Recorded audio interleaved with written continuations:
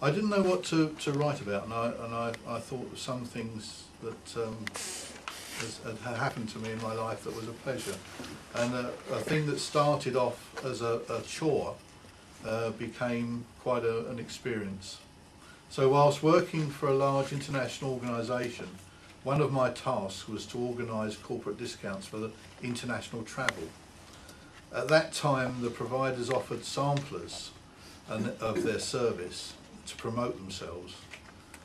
The more prestigious education trips were normally taken up, as you can guess, by the chief executive and others in the organisation. But on this particular occasion, they were all unavailable, so that I got the tail end offer, and I was offered what turned out to be a trip of a lifetime. These educational trips were offered only to one person within the organisation, so you didn't know who you were initially participating with. I found myself in the company of 2 other men who managed finances within their organisation and 6 senior secretaries of some large commercial organisations operating within London.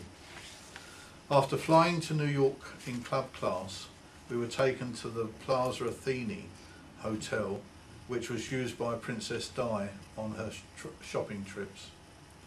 The hotel was very proud of mentioning this fact.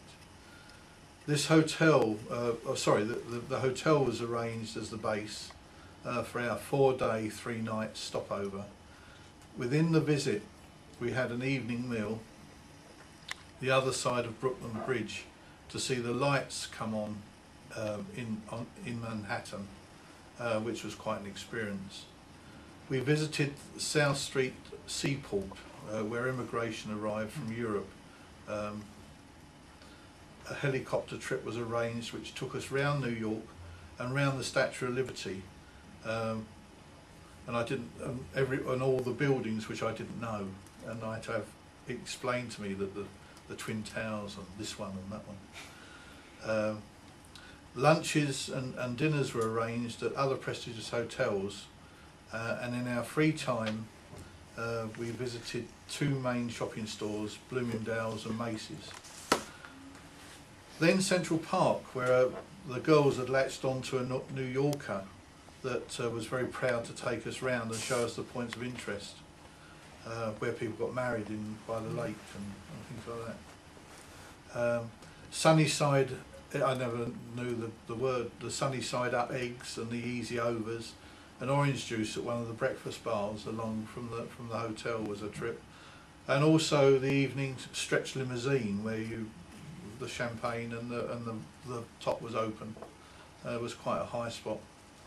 Then, well, that was quite good in itself. So, top that, travelling back on Concorde must be one of the highlights of my life. Not only did I travel on Concorde, I was sitting in the seat. I'm not a good traveller, and I was sitting in the seat, and I over the speaker came, would John Davy come to the front of the aircraft, and I sat in what was the 4th seat with the headphones on, and as the aircraft started rolling forward, I started to get up, and I was told to stay where I was, and so I sat in the jump seat with the pilot and the co-pilot during the takeoff from New York, which was a thing that I can't really explain.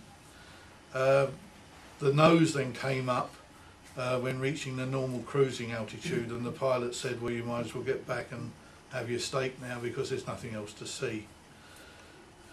Well, as I got off the aircraft, my wife was meeting me, and she said, wow, did you see Mark Knopfler of Dire Straits and John Cleese, who was on the flight?